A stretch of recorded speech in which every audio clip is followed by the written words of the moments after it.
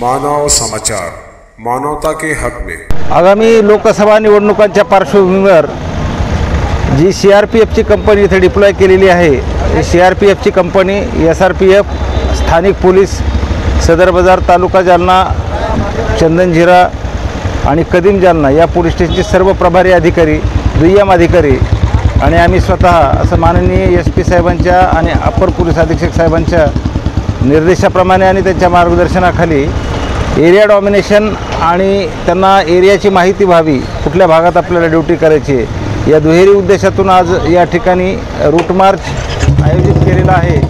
त्याकरता CRPFचे महिला कर्मचारी 52, पोलीस स्टेशनचे 100 कर्मचारी आणि SRPFची एक कंपनी असे कर्मचारी आणि अधिकारी उपस्थित आहे। शहरातून पूर्ण आम्ही रूट मार्च करणार आहोत। आज माननीय SP साहेबांच्या आदेशान्वये माननीय अपर पोलीस अधीक्षक साहेबांच्या आणि SDPO साहेबांच्या मार्गदर्शनाखाली स्वतः SDPO साहेब हजर होते आणि आज रूट मार्चचं आयोजन केलं होतं। ते रूट मार्च पोलीस स्टेशन सदर हद्दीतून शोभा प्रकाश मंगल कार्यालय येथून निघाला होता।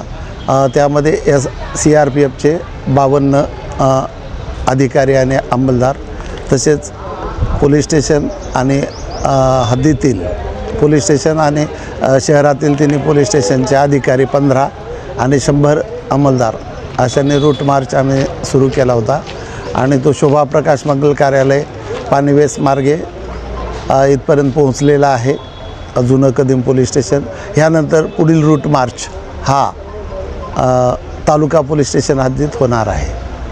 याचा उद्देश काय आहे? ह्यांचा रूट मार्चचा प्रामुख्याने उद्देश असा आहे की आगामी येणारे सण उत्सव तसेच निवडणूक, लोकसभा निवडणूक ह्यामध्ये जनतेमध्ये पोलिसांप्रती चांगली भावना राहावी आणि पोलीस आपल्या पाठीशी आहेत, आपल्यासोबत आहेत, ह्याची लोकांमध्ये म्हणजे लोकांना विश्वास निर्माण व्हावा, हा उद्देश आहे प्रामुख्याने।